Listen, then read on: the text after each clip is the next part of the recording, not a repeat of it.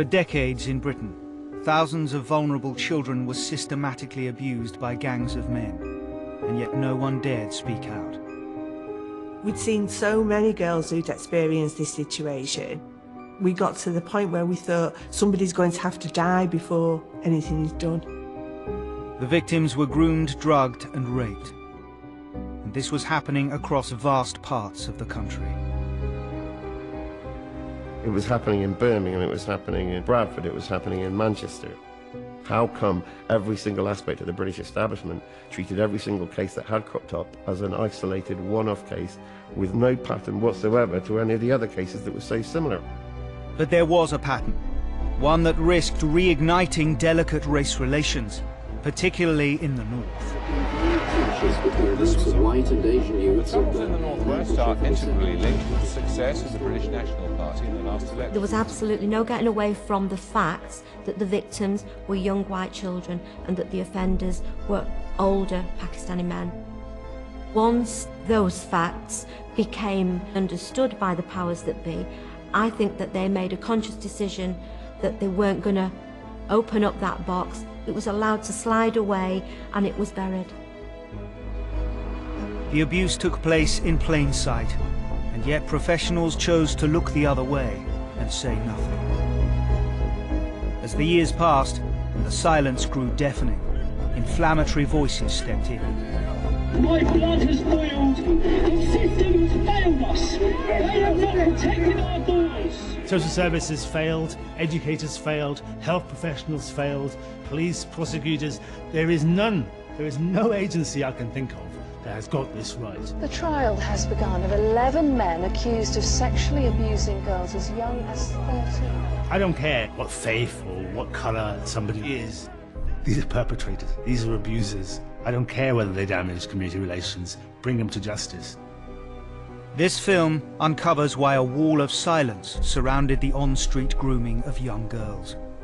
Why these children's cries for help were ignored again and again.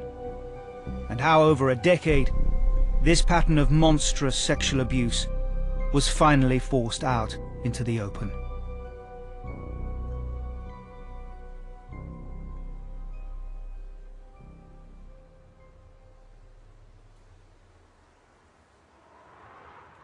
In 2003, with an alarming rise of teenage pregnancy across the country, the Labour government of the day created numerous outreach centres to offer sexual health advice to the young and vulnerable. What's going wrong with sex education? One of these centres was on the outskirts of Rochdale, a deprived borough of Greater Manchester. No sooner had it opened its doors than the staff of 10 began to hear stories far more worrying than they'd anticipated.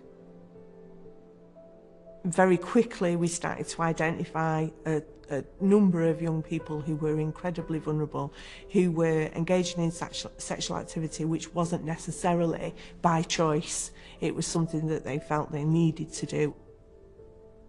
It became a situation where we would identify one girl who was vulnerable and then she would come along with her other friends and they were equally vulnerable. We got little snippets of information from each girl about, their life, really, and what they were experiencing. They would tell us that their boyfriend was a taxi driver or that they were enjoying getting really drunk at weekend and at a party where there were lots of adult men.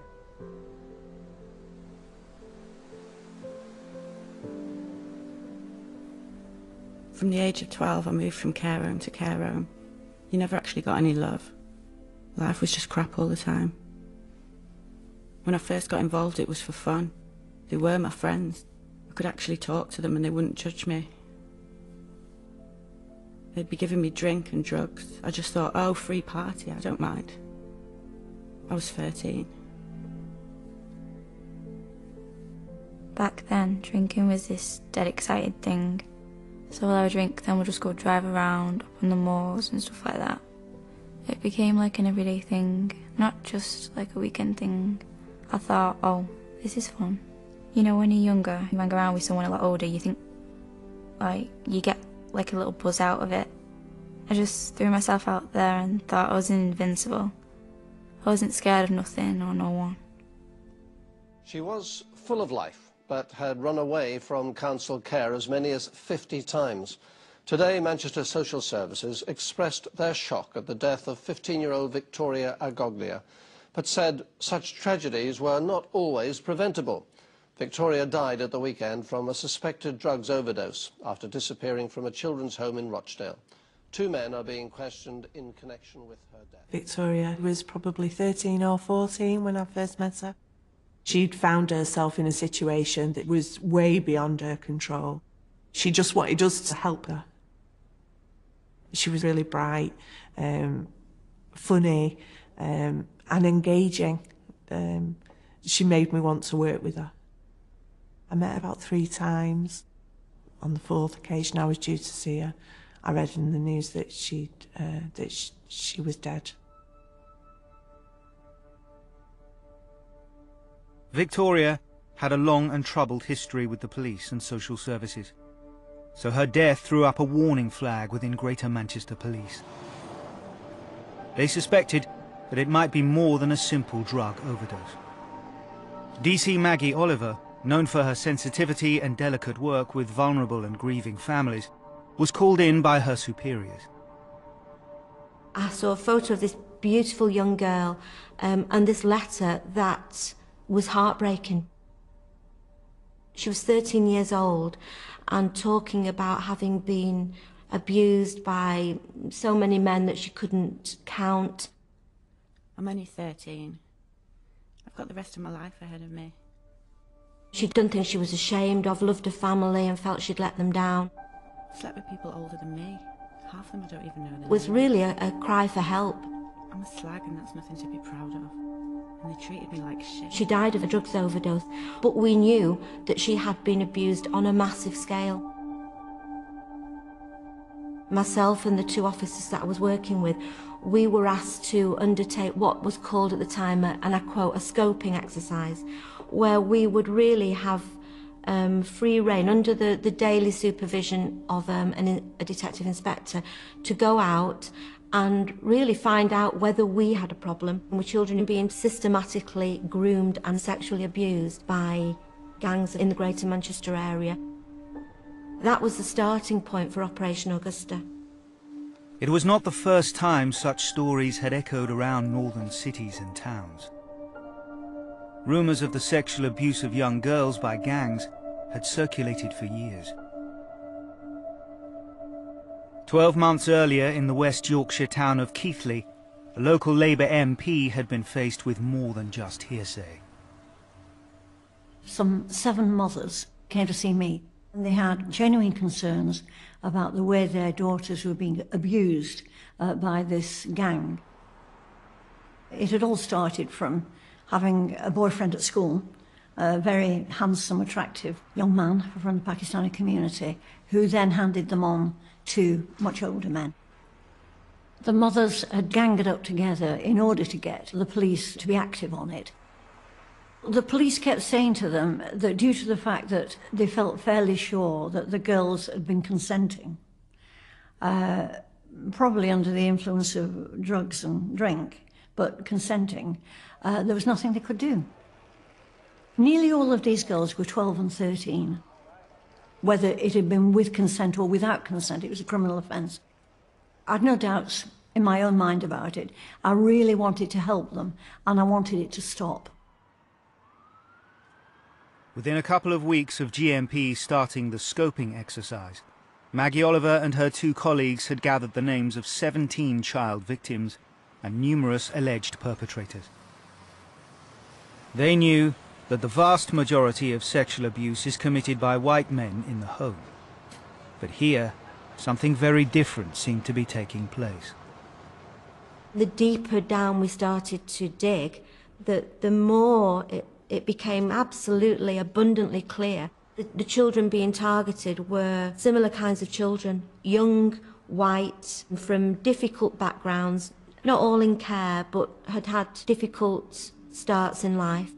The makeup of the offenders was almost exclusively of Pakistani origin. And it isn't predominantly Asian men, it's predominantly Pakistani men.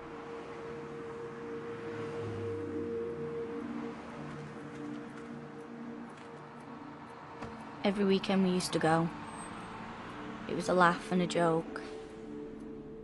And you know, you used to get what you wanted out of it, because you used to get beer and your fags. Then they changed and wanted more than just giving you free beer. You just said, I bought you beer, now let's have sex. Somebody else would come with a bottle of vodka, and then that person would expect the same as the person before. Then they bring another friend with another bottle of vodka and some more fags. And then he'd expect the same as what the person before. It just escalated from there. Just kept going more and more and more. I was 14.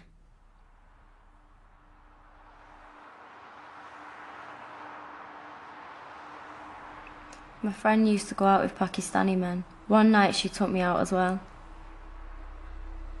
I didn't know any Pakistani people. I only saw them in takeaways and driving taxis. They go on like they like you. They want to be boyfriend. I actually believed them. I was 14 years old. They bought us drinks. I thought, oh, I'll have some of this. It got to the point where I was really drunk. One slept with my friend, and then after he's finished, another went in and slept with her. Then they'd done the same with me. It's like they was passing us about. There were often occasions when girls were there outside our building at 8:30, 8:15 in the morning. They were waiting for us to arrive. They'd been up all night. They were really smelly, totally dishevelled, really frightened. There was one girl who'd been dumped on the moors. She'd walked about 6 miles to get to our building. She'd been raped. She'd been thrown out of a car, that there were a number of men who'd had intercourse with her. I got myself in like some really bad states. I used to always go there because there was someone to talk to. I used to tell them everything. I just felt safe there. There was a woman who used to work in the clinic. She was like a sister. She was like, what are you doing? She used to say to me like, these men, they don't love you. They're not gonna marry you. They're not gonna take you back home to their mum. You're there to do stuff with them and then go. That ain't love. Getting you drunk and then abusing you. We called the police every time. We spoke to the police every time. I kept being told, the police can't do anything unless you have a victim, okay? You only have a victim if the victim is prepared to make a statement. Now, often the children couldn't articulate that anyway. They couldn't articulate. Aside from that, I think they were really frightened. They were really frightened of the consequences. They'd been hit, threatened, I know where you live, I know who your mum is, I'll kill members of your family. I think they were frightened as well about my parents might be disappointed, or I might get in trouble at school, or my friends might find out, you know. All of which is a child mind, it's a child way of thinking.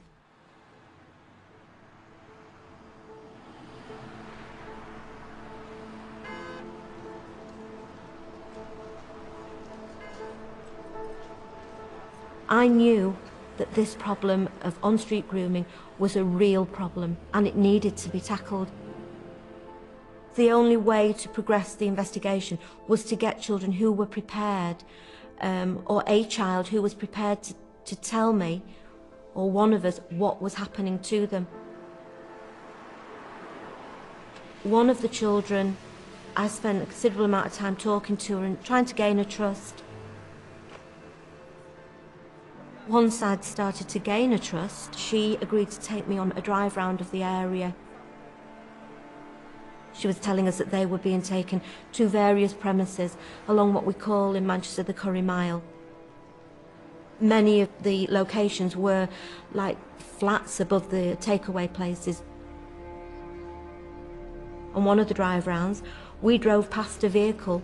She ducked down in the front of the car and said that car across the road with that man driving it, that is one of the men that abused me.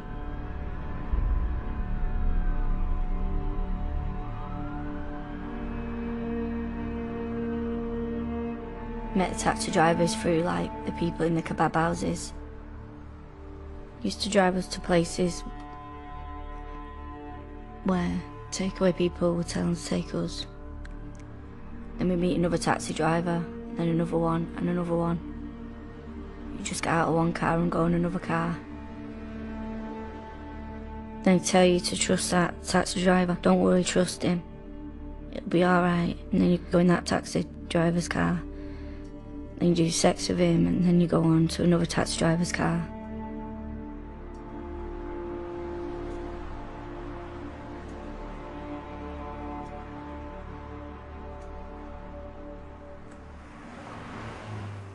"50 miles away in West Yorkshire, the local MP was struggling to get the attention she'd hoped for.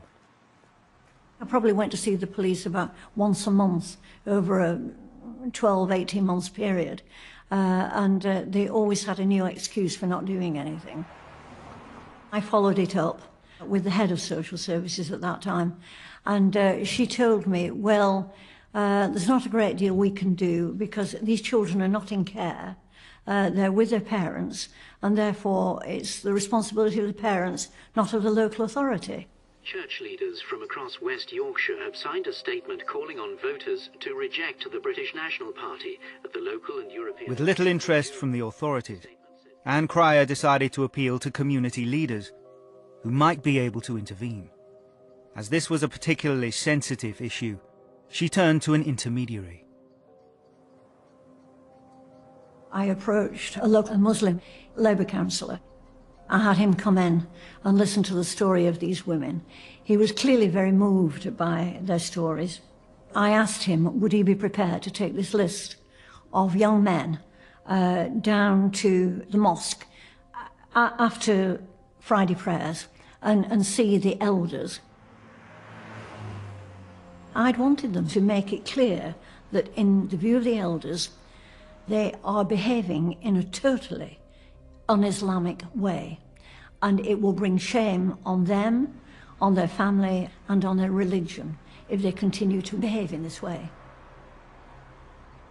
He went down, he saw them, he gave them the list.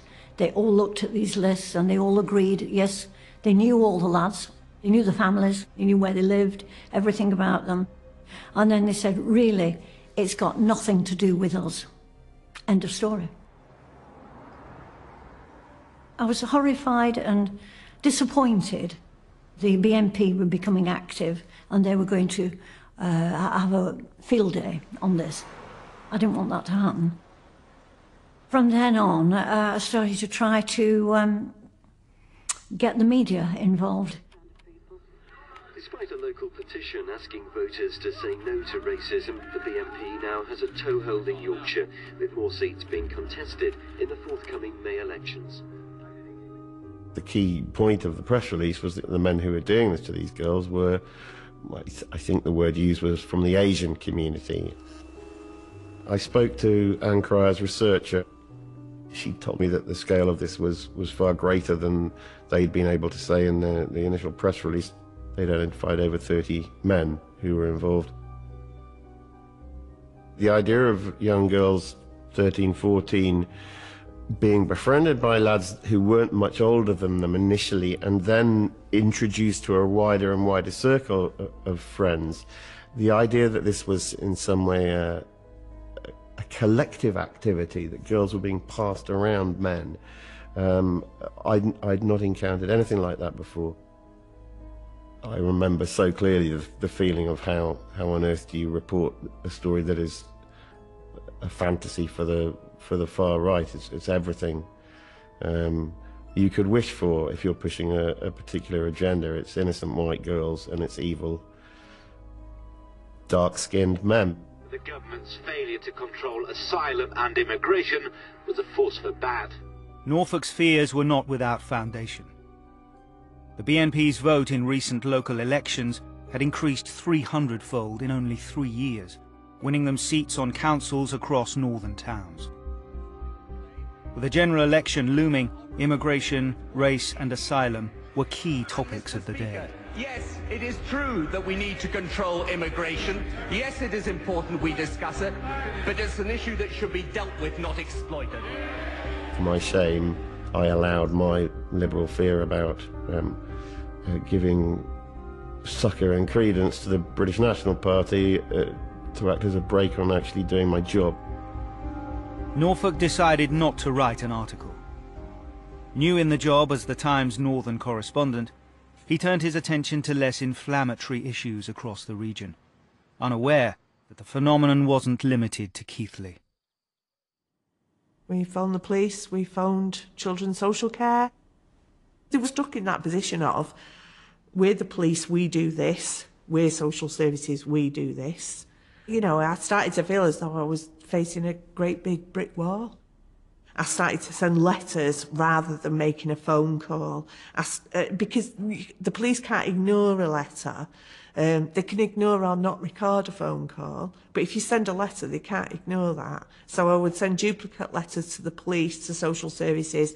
My child protection lead also had a copy of the information that I was sharing. So it had gone everywhere. You know, enough people had detail around an event.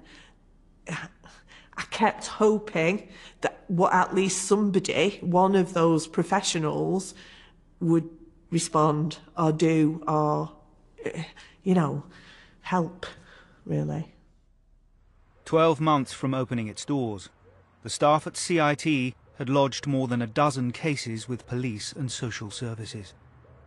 As far as they knew, no action had been taken, yet the accounts of abuse continued.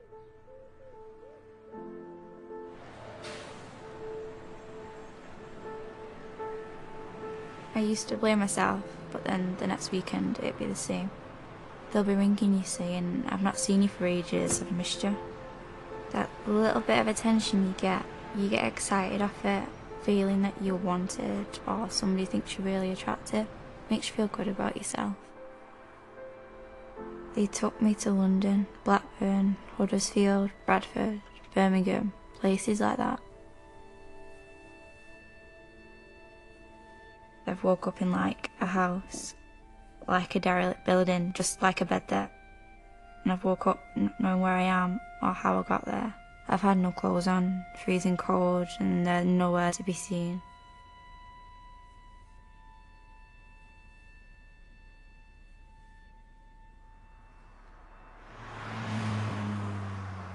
At Greater Manchester Police Headquarters, after 6 months of investigation, Maggie Oliver's scoping exercise was drawing to a close.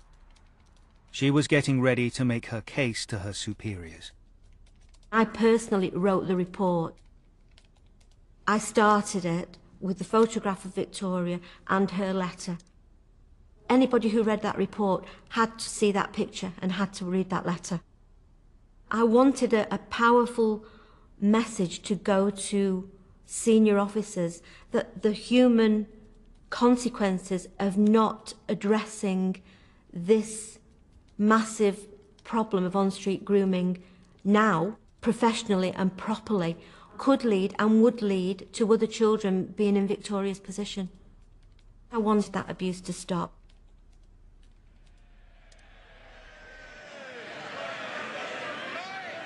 Mr. Speaker, may I begin by... I had hoped that I would get on board comrades in the Labour Party, and many were.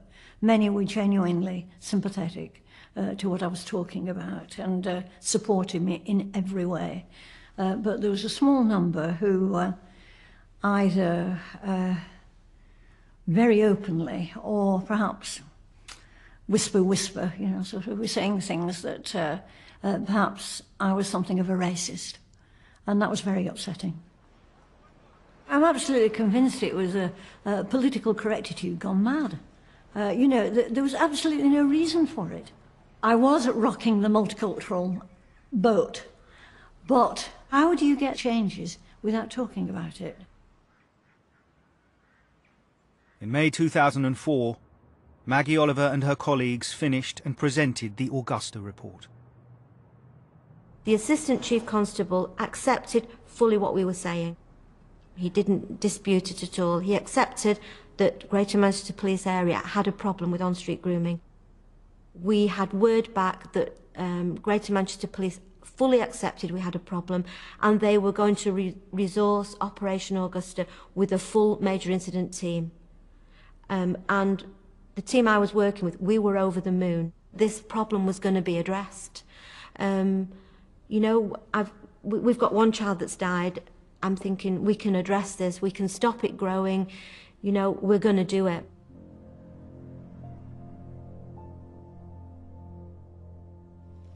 My husband was terminally ill with cancer. I was needed at home. My husband needed me. I've got 4 children, and I went off work to look after my husband through his final 3 months.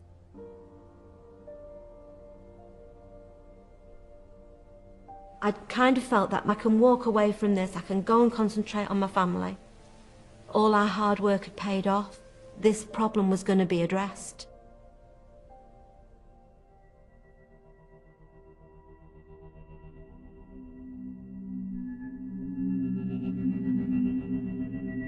The British National Party is launching its election manifesto this lunchtime. The party, which wants an end to all immigration, is fielding more than 100 candidates, 4 times as many as at the 2001 election. This was all timed to coincide with St George's Day celebrations. At last year's European elections, the BNP received almost 1 million votes, proof, they say, that they're moving forward. In May 2005, the BNP stood in larger numbers than ever before in a UK general election. They called for withdrawal from the EU, an end to immigration and multiculturalism, and warned of the creeping power of Islam. Their message found support across northern cities and towns, particularly when they added the grooming of white working-class children to their campaign. Griffin made this announcement. He was coming to take on Anne Cryer as the BNP candidate for Keighley to protect these vulnerable white girls. What Anne Cryer dismisses as grooming and what is really racist paedophilia has been going on in Keighley for at least 10 years. For most of that time, Anne Cryer's been in charge, and she's turned a blind eye to the problem.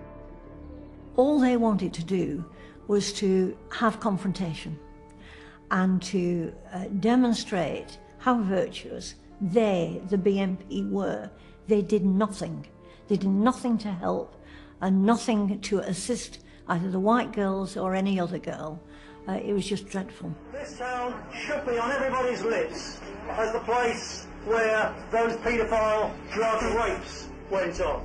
Because 60 of our children, 60, well, 1 is too many, but 60 is a massive rape wave.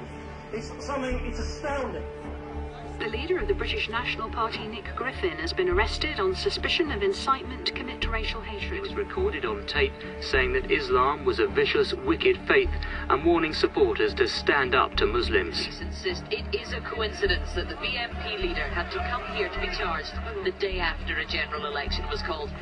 The British National Party, though, were determined to make the most of the time. One of the speeches for which I'm accused of inciting racial hatred was talking about the endemic problem of heroin and grooming of young girls. I think it's very important that these issues are got out and are discussed. I will keep on telling the truth. My colleagues in the British National Party will keep on telling the truth. And however many of us they jail, however long they jail us, we will keep on telling the truth until the truth prevails. I never thought he would win, but I felt that it was going to do a great deal of damage to race relations. Working class people on small estates were being indoctrinated by these racist lies. Knocking on a door near you. The British National Party. Branded extremists by their opponents, the party says it's gathering support nonetheless. The senior police officer in charge said to the parents of girls who are being groomed for illegal underage sex by Muslim paedophiles, he said, "Get used to it. There's nothing we can do. It's a fact of life."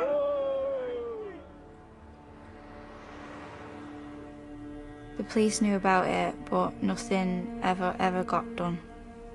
You know, a few times the police have turned up at a house where we've all been drinking, and you know, I've been upset saying things have happened.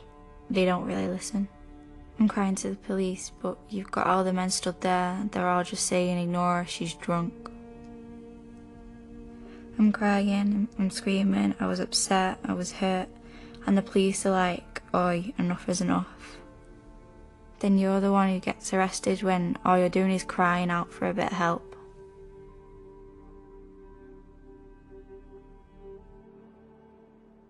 The BNP didn't win in Keighley or anywhere else across the country, but their vote increased fourfold.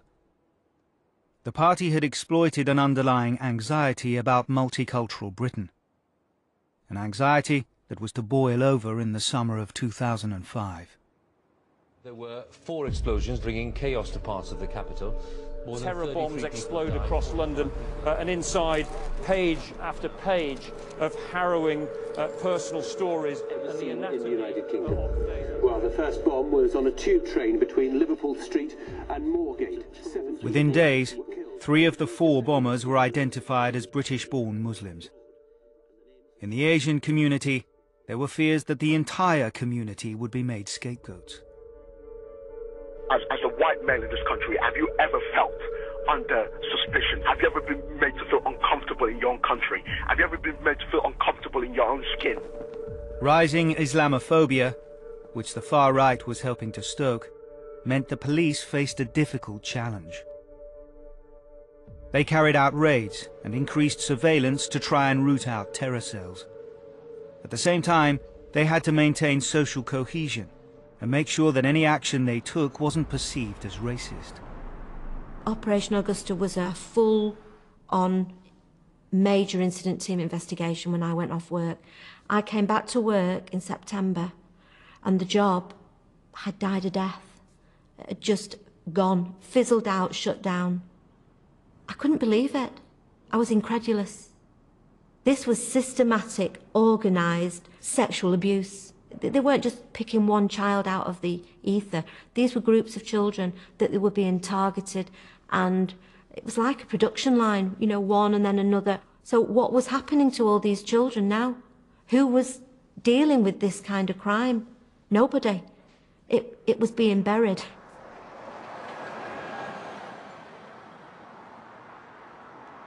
With the authorities' attention elsewhere, most of the world remained oblivious to the abuse. But rumblings about it continued and reached at least one prominent member of the local Pakistani community. It was a month of fasting, Ramadan. I'd gone to a friend's for prayers and breaking our fast. He was a taxi driver. He told me about rumours that were going on of taxi drivers who were sharing young teenage girls in Rochdale. That's all he told me. I heard those rumours again and again, and I was trying to understand what were the implications if this had been going on. I'm a Muslim, proud British Muslim. I came up and grew up in this country. There is nothing, absolutely nothing in my faith, Islam, that justifies these type of despicable and evil crimes. I wanted to talk to people and try to find out what was going on.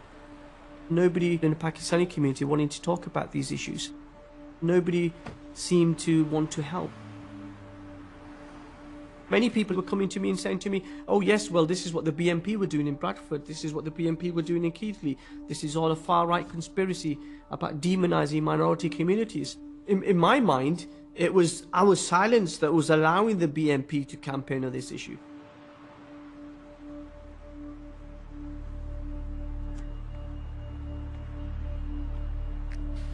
I felt totally alone.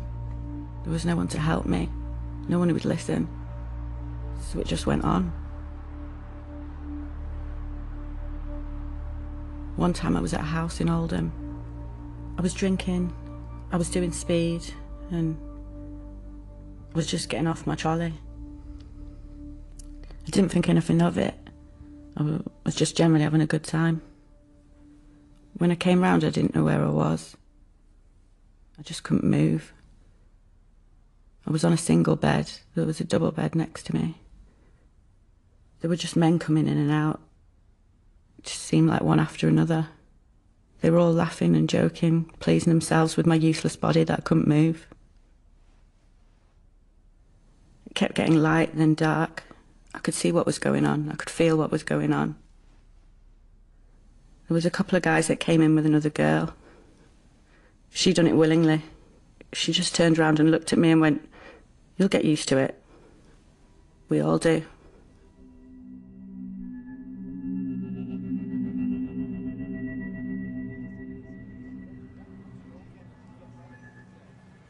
In August 2008, Greater Manchester Police received a call from a kebab shop.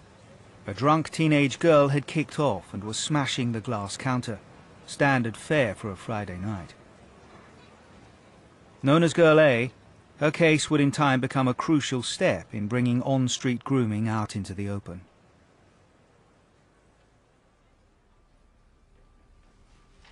We got a phone call from the police. Asked us as a responsible adult or parent or whatever to come down to the police station. I thought to myself, oh no, not again. What's she done this time? What the hell has she raised today? I went to the police station. She was agitated and very upset. She also seemed to be withdrawn at the same time. You could see that she was clearly hiding something. She didn't want to say something, but, you know, after I spoke to her and said, look, what's going on? What's the matter? She told them that she'd been raped several times. The policeman, he took it down and said, for what it's worth, I believe you.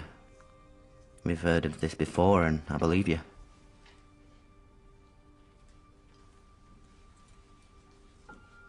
I was totally in shock. There's no other way to describe it. You're a father. You're supposed to look after your children. You know, it's your job, it's your duty to look after your children and protect them. No, I tried and I failed. Girl A was one of the dozens of girls the CIT team had identified as victims of abuse in the 4 years it had been open. Details of all the assaults had been passed to police and social services, yet it seemed no action had been taken. We wrote everything down that a girl had said to us. It was just a very practical work situation, but eventually we had 2 filing cabinets full of case files of young people who at some point we had identified as being abused. Different girls were naming different people they were involved with and different abusers. Often girls would say, that's a friend of somebody, or he hangs around with that person. The easiest way to collate that information was to write those names into a book. In the office, we just called it the boyfriend book. If there was a name beginning with A, we would write A, Ahmed, age, any detail about a car, any detail about who they were associated with. And then at any point in the future, if another girl talked about Ahmed, we were able to see there was Ahmed and he was cross-referenced in somebody else's notes. What became really clear was that the abuse went in waves. There was a big group of girls really early on, around 2003, 2004, and we realised that one was associated with that one, who was associated with another one, and then names of boyfriends started to be really familiar. And then suddenly there was a totally separate, younger group of girls, all of them interconnected, all of them experiencing the same kind of abuse. We were then able to do a kind of a spider diagram. That girl was associated with that girl who was associated with that boy, who all knew this other person. They'd all been associated with a blue Volkswagen. They'd all been to a warehouse somewhere. It was really naive, but we were able to map out who had been associated with who at different points.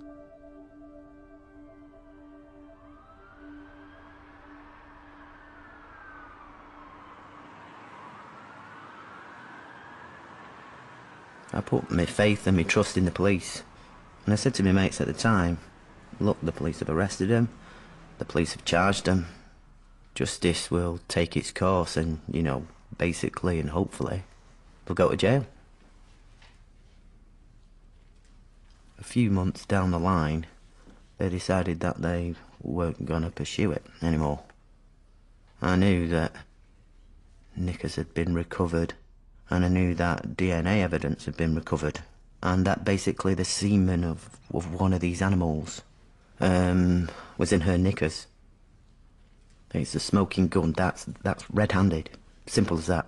And I don't think that any sane human being could disagree with me. Ooh, how can, you know, how did the semen get there? It was the Crown Prosecution Service who dropped it. They said that my daughter, she probably wouldn't be believed in court. She wasn't a credible witness. It's just ridiculous. You know, I know very well that there was an excellent case there. I was totally devastated. You can't be anything else. How on earth could this be allowed to happen? About 3 or 4 days after, a leaflet come through the door from the BNP. It said things that just made sense, really. I gave him a ring. A gentleman come out, and, you know, I mean, I'd said what happened to my daughter, and they basically said to me right away, well, you know, we know about this. They were listening to me. No one else had listened to me, but they even knew that was on about, and they knew entirely about the whole problem. Everyone else had said there isn't a problem, or just denying it existed, or you can't say that, that's racist. I joined on the spot.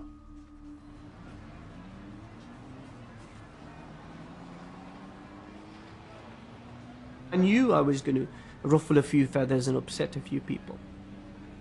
We live in a time of rising Islamophobia, rising bigotry towards immigrant communities in this country, and there were a lot of people saying it's best to just leave this particular issue alone.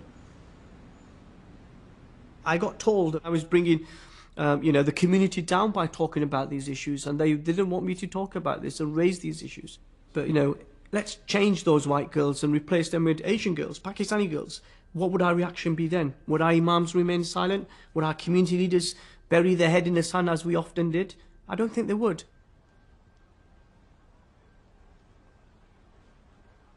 I live in a community, I have family in the community, and so for me it was a real struggle, because I was somebody who championed the British Pakistani community, and suddenly I was then the person who was engaged in pointing the finger at my own community. I think all of us, whether in the Pakistani community, whether the authorities, the council, all turned a blind eye to it. Complete silence.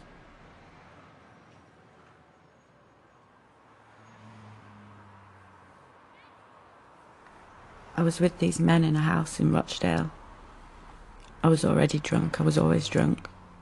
There was like a lock on the door, and they locked it. They were just laughing at me because I was throwing up over the side of the bed. They thought it was highly hilarious. There was a guy with a razor blade come up to me and said, I'm going to cut you.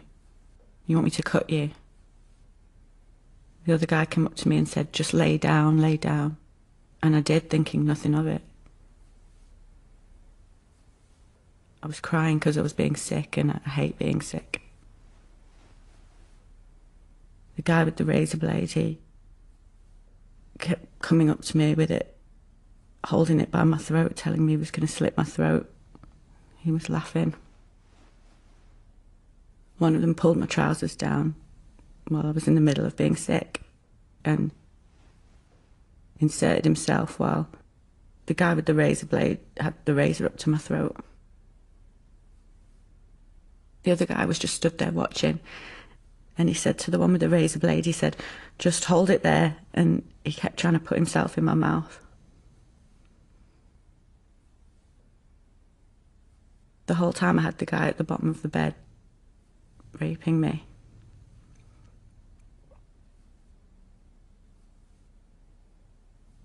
I actually thought I was going to get my throat slit.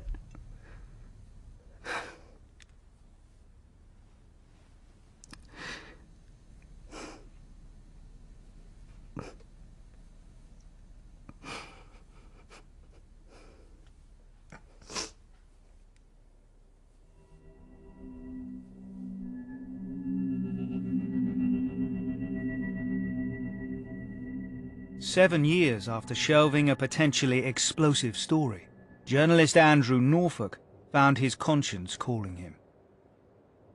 As the years went by, I had this very uncomfortable feeling I hadn't done my job. I was on a long weekend. I was driving up to Scotland. I had the radio on.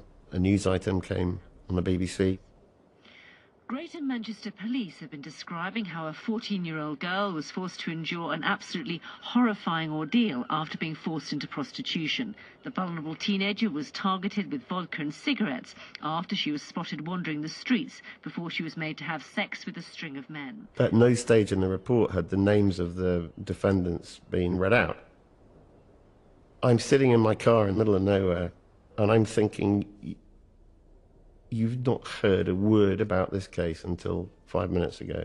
And yet, with every fibre of my being, I bet I do know something about those men, because I bet when I check it out, they're going to be Muslim names. So I got back, I looked it up. They were all Muslim names, Muslim men. I sat down that night and I wrote a very long email to the news editor of the Times, saying that I thought there was something really troubling going on here, that it wasn't being acknowledged, and that I needed some time to look into the story to see whether what I thought was a pattern was indeed a pattern.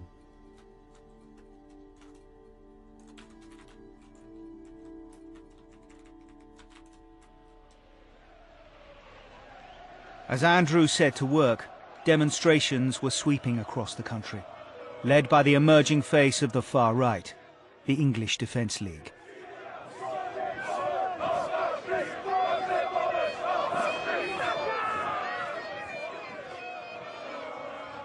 Its members were young, organised and growing in numbers, and its marches often descended into violence.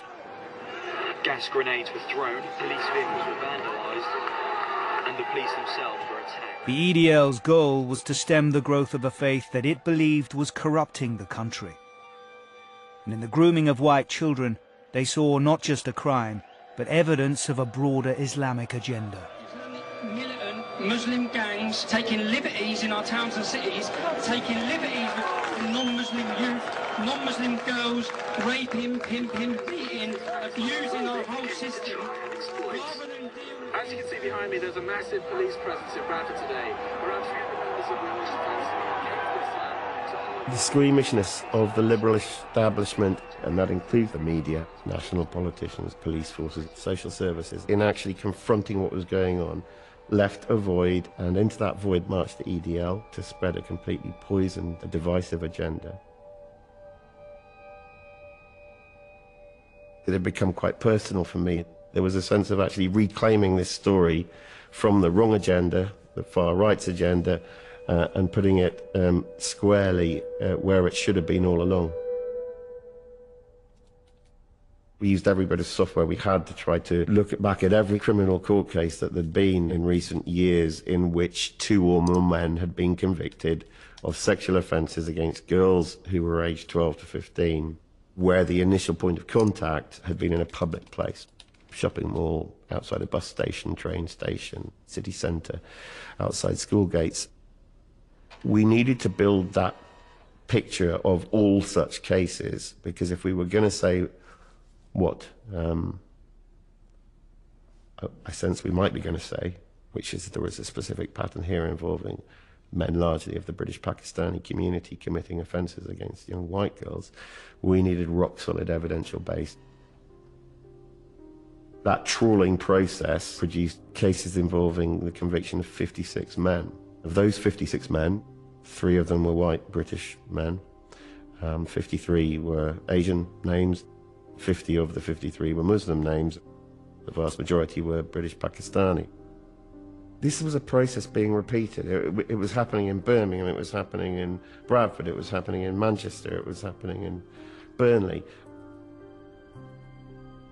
How had this pattern developed? How had it developed, apparently completely unseen by the authorities? How come every single aspect of the British establishment treated every single case that had cropped up as an isolated one-off case with no pattern whatsoever to any of the other cases that were so similar?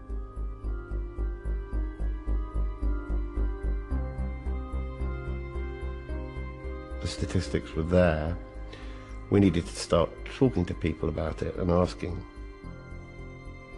what's going on here? What do you think? What are you doing about it? What are you not doing about it?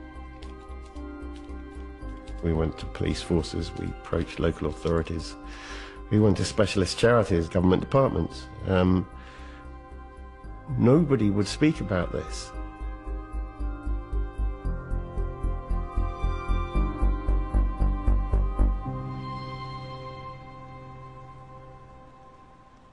Unbeknownst to Andrew Norfolk, in December 2010, Greater Manchester Police had acted. They'd launched an investigation, Operation Span, and had arrested 9 men from Rochdale on suspicion of child sexual exploitation.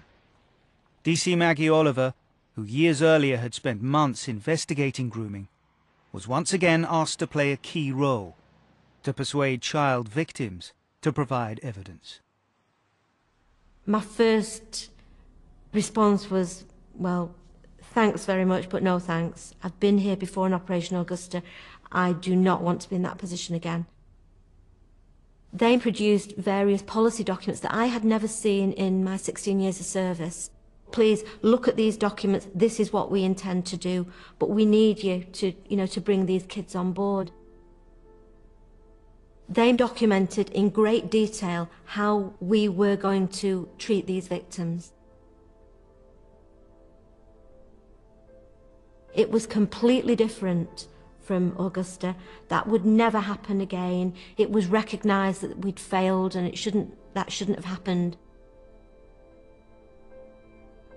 I thought, well, maybe Greater Manchester Police have learnt from what they failed to do back in 2004 and 5. Maybe this is a chance to address this crime, this on-street grooming, once and for all. And eventually I agreed that I would do my best. 4 months into his investigation, and after countless dead ends, Andrew Norfolk finally found someone willing to talk to him on the record. A senior police officer heading a major investigation. He talked about having arrived in a new division, and it was almost, he said, as though there was a box underneath the desk into which every case that was too difficult went. And there in that box was clear evidence over a period of years of what had been happening to girls in that town. And that was a town where basically the Pakistani community was 4 streets. It was tiny. And yet it was even a generational thing there, where you had fathers who had been doing this to the mothers of young girls who were now being groomed and abused by these men's sons. He told me, to colleagues in the northwest of England, and he said a senior police officer in Lancashire said, listen, don't turn that stone. If you turn that stone, you have no idea what's going to come out.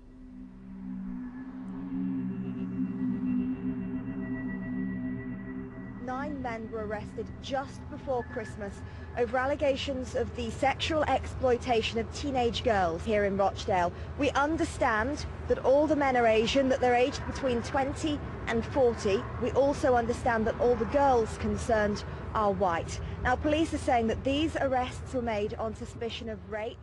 As the investigation continued, Maggie Oliver was charged with winning the trust of 2 sisters with a long history of abuse.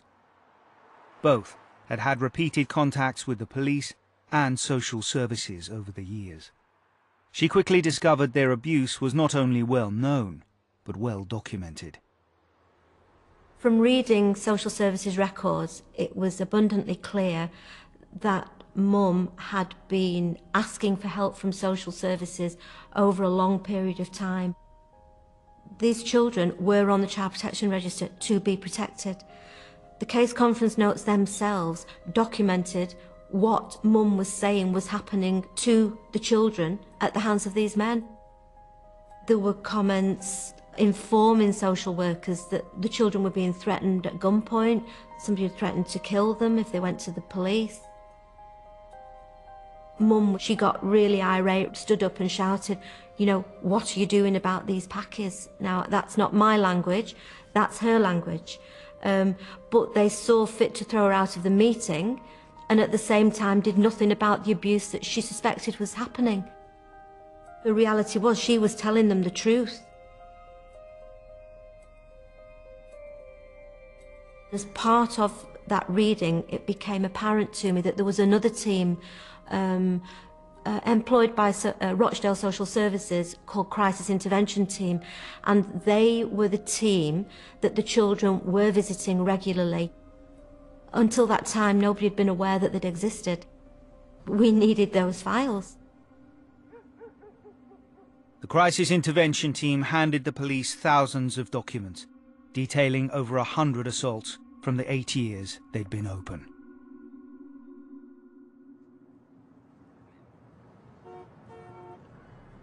It would have been easy for those who make the decisions on the Times to decide that no matter how horrific, this is a story that needed to be put somewhere other than the front page. But in the end, the reverse was decided. It was that this was a story so horrific and so controversial in terms of what we were going to be saying, that the only place to put it was on the front page. And the lead in the Times is a culture of silence that has facilitated the sexual exploitation of hundreds of young British girls by criminal pimping gangs. A pattern of abuse sexually exploited in every British city and town. We had huge graphic inside showing different areas of the country where such crimes had been committed. There are calls for a nationwide investigation into the grooming and sexual abuse of vulnerable teenage girls. Within a couple of days, the government had ordered the first of what turned out to be 2 national inquiries. These young men are in a Western society. They're fizzing and popping with testosterone. They want some outlet for that, and they see these young women, white girls who are vulnerable, who they think are easy meat. Jack Straw's comments on the racial background of men found guilty of grooming young girls for sex. Former Home Secretary Jack Straw's held up as evidence that Asian gangs, specifically Pakistani men, represent a particular threat to young British girls today, which is not being confronted. It's much more comfortable in a society which most of the people living there, like, for example, me, all we want to do is be able to have people rubbing along together and communities rubbing along together, and raising an issue like this doesn't make it easy because it asks hard questions. If you really want sex, there's prostitutes who are doing it. Why target vulnerable girls? They haven't got no morals, they're monsters. It's just terrible. If you're like for Pakistani or something like that, you should be ashamed. Andrew had the statistics. This was hard facts about court cases, people who had been convicted of crimes, not people who were accused of crimes, but people convicted. The evidence was compelling. There is a very small minority of people within the Pakistani community who are engaged in the phenomena of on-street gang grooming. There's an overrepresentation of British Pakistanis in those types of crimes, and we've got to confront it. I did a piece for the Times. I wanted a reaction. I wanted people in the Pakistani community, I wanted people in wider society, whether it's the police, the politicians, to actually debate this issue. The vast majority of paedophiles and people who are abusing children are not of Pakistan. They should be respected, no matter what background they come from or what religion. You have to respect into each these other. issues, it plays into the hands of extremists who are looking for an opportunity to stoke the fires of discord between communities. Talking about these girls like their statistics, They're not statistics. These girls are... Well, whose daughters do you think these are? Whose sisters? They're ours, in working-class towns and communities, and people are fed up of what's going on, and it is being ignored. There are only 15-year-old girls that you know that you've grown up with that have been raped or pimped. You don't, so I don't expect you to understand the issues. These are all personal issues of yours. Personal issues in towns and cities like mine. Sweep things under the carpet in Britain just because we don't like them. We've had it. I'd rather talk about 2010 than talk about something that was been going on since 2003. And actually, you should be commending the community. In May 2011, a new chief prosecutor for the northwest of England took office. He was Muslim, British Pakistani, and had a track record of taking on culturally sensitive cases. Having read the Times expose, he asked his staff if there were any potential grooming cases. Among the files he was presented was one on Girl A, the teenager from the takeaway 2 years earlier, whom the Crown prosecution had deemed an unreliable witness. The thing that struck me most, these are still children. You know, I have children of my own, and just because you're 14 or 15, you can't make informed choices. And the perpetrators were in their 40s, 50s, you know, my age, who clearly knew better. When I read the prosecutor's advice to the officers in the earlier investigation, things like she has made a choice about her life. You know, she has agreed to be, in effect, a prostitute for these men. Everything about it shocked me, to be blunt, because what groomers do, what perpetrators do, is manipulate. And the fact that she was chaotic and troubled was actually the reason why she was targeted, because the perpetrator knew that nobody would believe her. I was absolutely certain in my mind that the decision taken in this case was wrong. That it wasn't just unreasonable, which is the test, the legal test, it was wrong. And if it was wrong, to maintain public confidence, I had to reverse that decision, and so I did. Nazir Afzal instructed Greater Manchester Police to build a case around Girl A. Officers began by focusing on other girls abused by the same men, and invited Sarah Robotham and her team to police headquarters to help. The room was set up with images of victims down one side of the room and images of perpetrators down the other side of the room.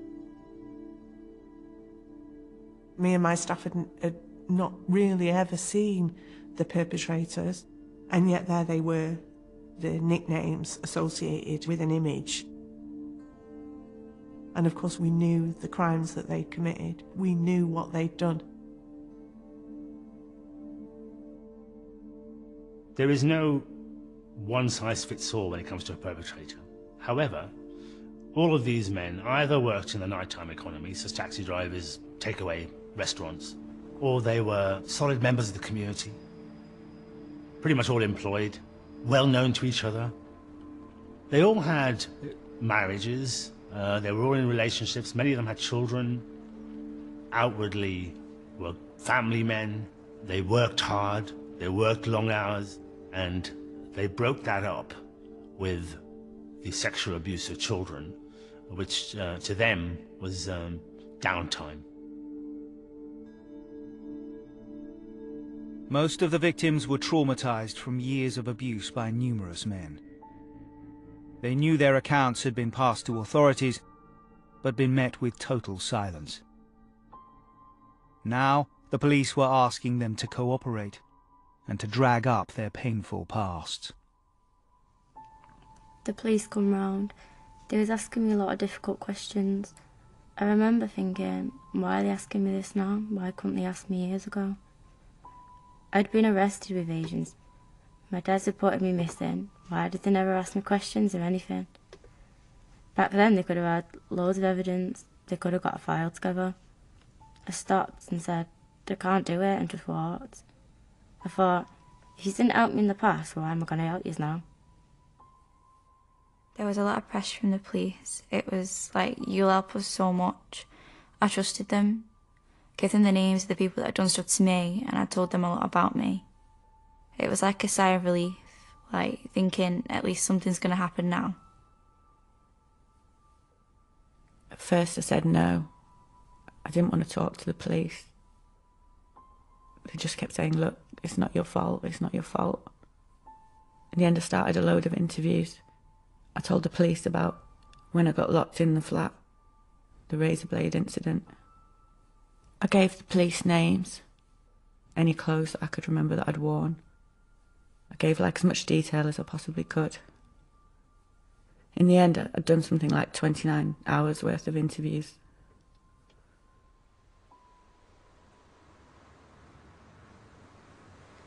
As dozens of officers worked to build a case, one of the sisters whom Maggie Oliver worked with remained tight-lipped.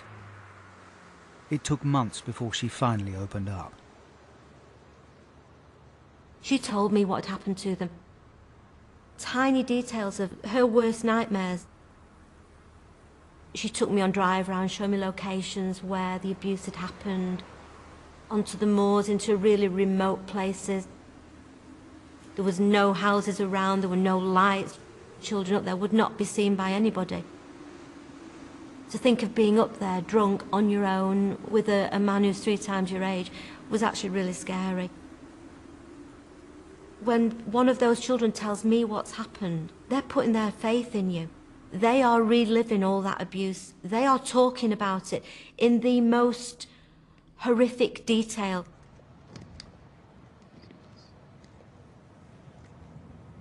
I was 14 when the abuse started.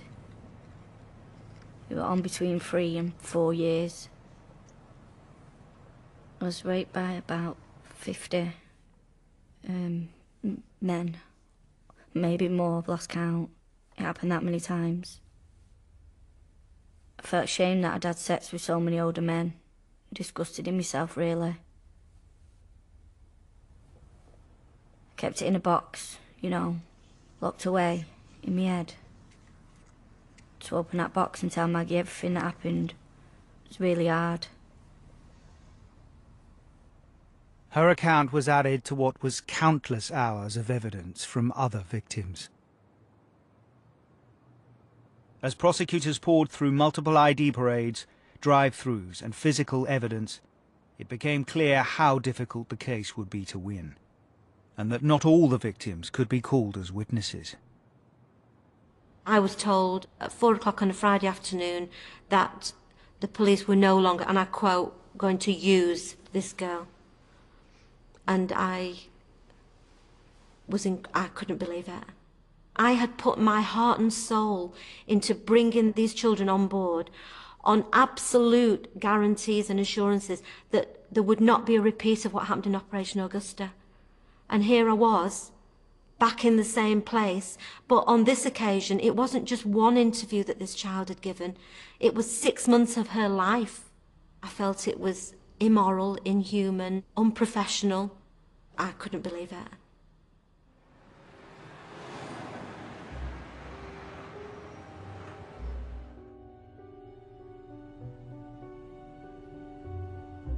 I thought the defensive strategy was going to be, say these girls are lying. How can you believe them because of their drug taking and their criminal records or whatever? I had to select the strongest victims to ensure that the one opportunity that we had to try this case was taken. I knew that they were going to be cross-examined in the courtroom up to 11 times, each of them. Being cross-examined once is extremely traumatic, and 11 times about some of the most intimate things that can happen to you, or have happened to you. I knew that they had to be really strong. I had to make a judgment about how many of them we were going to rely upon. 6 girls were chosen to testify. Their graphic accounts of assault under the noses of the authorities would finally push the grooming story onto the front pages.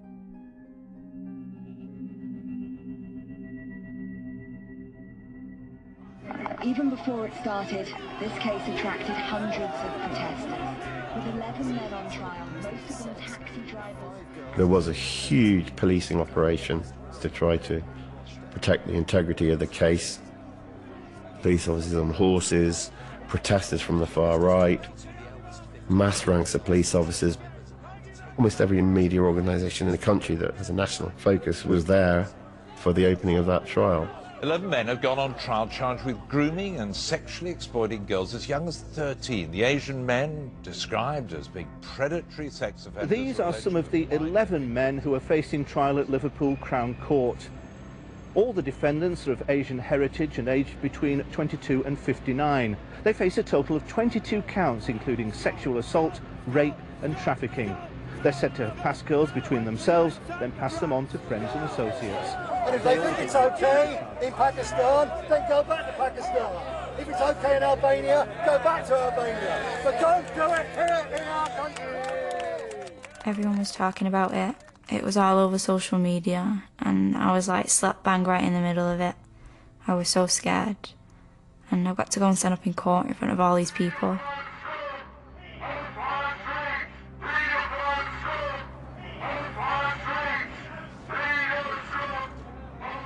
It was hard. I was young. I just had a kid. I had no family to come with me. I had my daughter in a car seat in the court. One of the ushers looked after my daughter, so it was literally me in the middle of court on my own. As I was telling what happened to Girl A, I was just reliving the stories that I'd been through as well. As I was telling it, I was kind of breaking down and I started crying in court, and I had the whole of the jury sat there crying with me. What else can you tell us about the victims? Well, there were 5 of them. The youngest was aged just 13, and she in fact became pregnant. These are girls from troubled backgrounds. They were initially flattered by the compliments of these men. Then she became scared, and then in her words, after that, it just didn't bother her anymore. Some lines that those girls used, chilling. The girl who had first met her boyfriend, as she called him, who was a married man in his 40s when she was 12. She'd got pregnant, she'd had an abortion at 13. You'd meet one, she used the adjective packy to describe the man. Meet one packy, within 10 days you've got 10 packies in your phone book. Within a few weeks you've got a whole phone book full of packies. And she would be rung up by randomers, men she didn't know at all. She would go and stand in a car park in the middle of Hayward and wait to be collected, taken to an address she didn't know, plied with alcohol, and then passed around for sex. And she thought these guys were kind because they took an interest in her. Of the men is alleged to have told a girl, "It's part of the deal because I bought you vodka. You have to give me something." But she refused to have sex with him, and at that point the court was told he raped her and told her, "Don't cry, I love you." I refused to go to the court. I said I'm only doing it for a video link. Hearing their names alone is enough. I wouldn't have been able to go to a courtroom.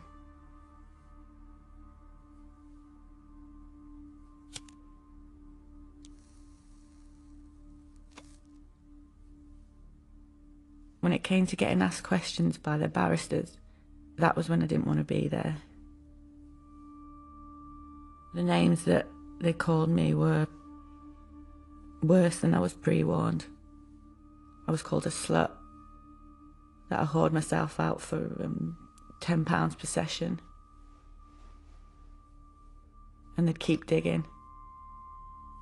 I was screaming at them, crying tears, and then they'd carry on.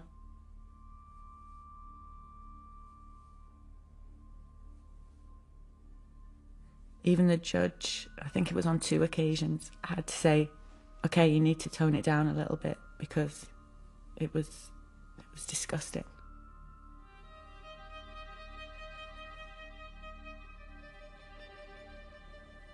I certainly became aware of the cross-examination of the main ringleader. The moment where he decided to pull open his shirt and throw his hair into the courtroom to suggest that, of course, the victim would know that he had a hairy chest, because all men have a hairy chest. Then he moved on to abuse white people generally, to say that the reason why he had taken her in and in effect that she was accompanying him is because the white communities of this country had let her down. You, the white communities of this country, have neglected these girls. Is it no wonder that they come to us? It made it very clear to the jury that this was much more complicated than straightforward he did or he didn't do it. He may have done it, as he suggested, but he seemed to have a reason for doing it, and somehow he wanted to blame the whole of British white community for allowing these young girls to be so vulnerable that they became available to him. It became very uncomfortable, because he was absolutely right. Social services have let down these young girls. Police and prosecutors and every other justice agency have let down these young girls. Schools, health, every agency in this country has let down victims of sexual abuse, and particularly child victims of sexual abuse, over generations. And so he was saying something that was absolutely true, but it did not justify his abuse of her, which is what he was trying to do. He went on to describe one 15-year-old who he's accused of raping on a number of occasions as being loud and aggressive. He said she was a racist, even a prostitute. He said that she was like a bone in a kebab. It was at times unrelenting in terms of the sheer grimness of it. These were treated as consenting kids who were choosing to make money or have a bit of fun, as in, you know, somewhere to stay warm, somewhere to have free food, free booze, choosing this lifestyle, and, you know, who are we to stop them getting on with it? Tonight, after 11 weeks, the case which centres on Rochdale involving the grooming and abuse of teenage girls has finally ended. Rape and trafficking. The victims were girls aged just 13 to 15. Sentencing these men said the victims chosen by these defendants, quote, were chosen because they were not of your community. I remember vividly the day the verdicts came in, and I remember sitting in my front room on my own, watching Steve Hayward walk out onto the steps at Liverpool Crown Court and give a statement on behalf of Greater Manchester Police. Okay. This has been a fantastic result for British justice. These victims have been through the most horrendous of crimes, and I just want to commend their bravery in relation to the ordeal they've had to go through. These are the most vulnerable in our society, and they have been preyed upon by adults who should know better. There were so many feelings going through me when I saw him on those steps, and it crystallised everything I was feeling about the whole on-street grooming. I would also like to thank my officers for the professional... He had been in charge of child protection at the time of Operation Augusta. He was the man I had face-to-face meetings with. He knew full well what on-street grooming was. You saw Victoria's photograph. You saw her letter. You knew that Operation Augusta was a live and running job. You knew what the offender profile was. You read my report. You were part of the officers who authorised it to go to the major incident team, and you were one of the ones who dropped that job. Thank you very much. Is a statement by the police that they believe there may be dozens more victims in this particular case. That day, the news media were covering it 24/7. This is the most striking front page, a nation's shame. You know, I have not known anything like it in my life. A horrendous case. There was real shock at what this case had uncovered. There was a sense of where is it, where else is it happening, how many other perpetrators are there, how much abuse is going on, why is this happening, what's our responsibility?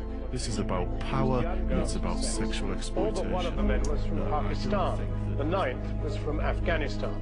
Right-wing group. Two questions they wanted to know. One was, why hadn't it been prosecuted before? What does it say about this justice system? Two, was this a race issue? The fact is, we cannot use this as a tool to generalise and cascade every person who happens to be brown, whatever Asian, in all communities, all ethnicities, all religious groups. A violent, degenerate person that will prey on young, innocent girls does not take race into account.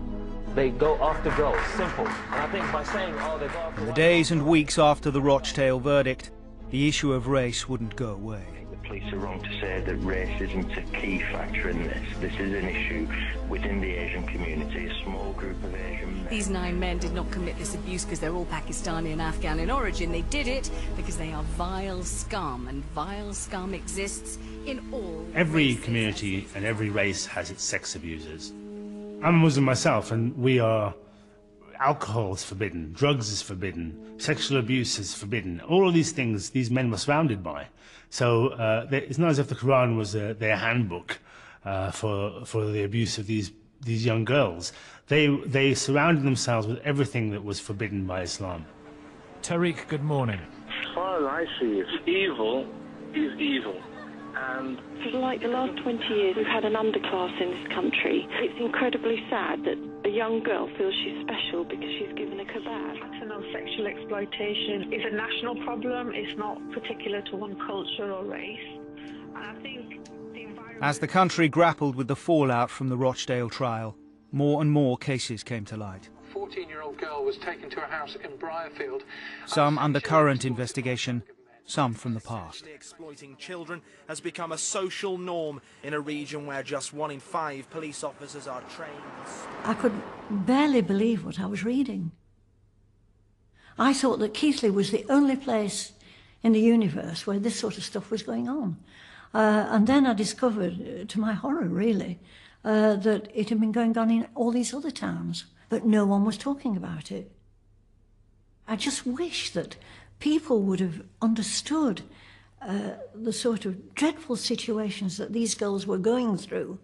Their lives would have been completely changed, and why couldn't people understand that we had to move heaven and earth, if necessary, to stop this sort of thing happening? Various inquiries were already underway to investigate not just Rochdale and Greater Manchester, but the national picture. In dealing with vulnerable victims, we've long had operations against things like child prostitution, Operation Messenger. It's not fair to say we did nothing. We did do something. We perhaps didn't do as effectively as we would have liked to, and that's is the lack of sharing of data across services. As the inquiries tried to understand how and why so many children had been let down, Maggie Oliver began going through her files on Operation Span. She was shocked to find that some of the evidence she managed to gather from one of the sisters appeared to be missing from the police database. When one child tells the police that she has been raped by in excess of 30 men, and Greater Manchester Police choose not to make an official record of any of those allegations, that is out-and-out neglect. That is your basic role as a police officer, that you gather the evidence. You don't make a snap judgment whether you agree with somebody or you don't and decide not to record it. It is your job as a police officer to record it. There is no record that that child disclosed those offences. Now, the scary thing, quite apart from the consequences for her, the other consequence of that is that those men might be abusing other children. Social workers, police and prosecutors have been criticised for missing opportunities to stop the abuse of young girls in Rochdale. As various reviews started to publish their findings, the official government inquiry was nearing the end of its 6-month investigation. Continued grooming and rape of a number of girls. It's believed there were around 50 of them, and some may have been as young as 10. Committee members had heard from senior executives and managers.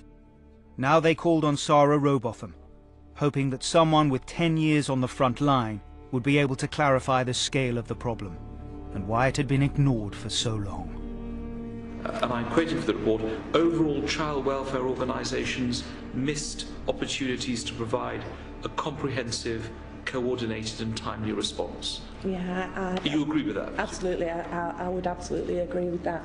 I think the report makes reference starts at 2007, and I'd like to suggest that that happened much earlier, from 2004. Over that period of time, I made 181 alerts to children's social care. 181 alerts? When those referrals weren't acted upon, did you take any further action? As far as I'm concerned, I told everybody that these children were being abused. Let me be blunt. Do you think the failure in Rochdale was due to incompetence or indifference? It was attitudes towards teenagers. It was absolute disrespect that vulnerable young people did not have a voice. They were overlooked. They were discriminated against. They were treated appallingly by protective services.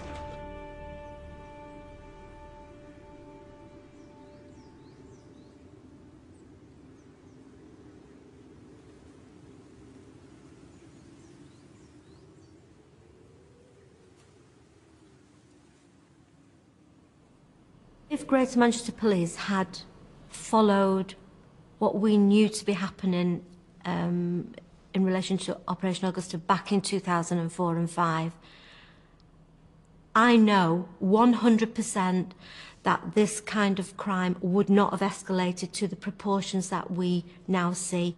As a community, as a country, we're trying to play catch-up with a crime that has become frighteningly, its epidemic proportions. I hope that now we realise we can't turn a blind eye. I just think it's too little, too late. And I'm heartbroken about the kids in the middle of it who have been let down.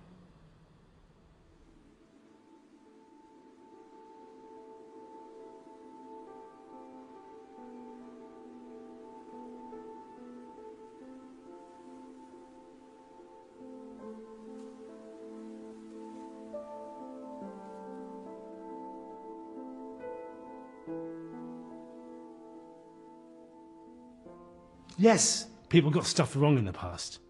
People weren't prosecuted, they should have been. Victims weren't given the level of support they should have been.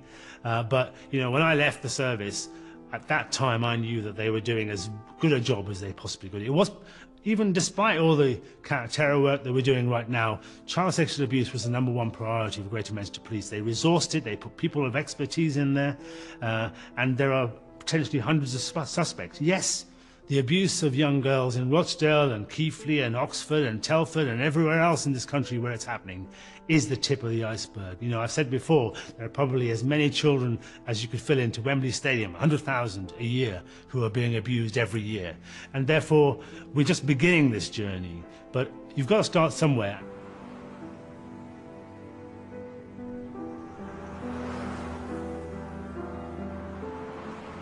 I wish it had never happened. I wish I had a childhood. I wish I did things like a normal family would, just random things like going down to the forest and making pictures with leaves and stuff, or sleepovers and things like that. Nothing could ever bring justice to me, I don't think. It's not something that's ever going to make me feel better. Your thoughts last forever.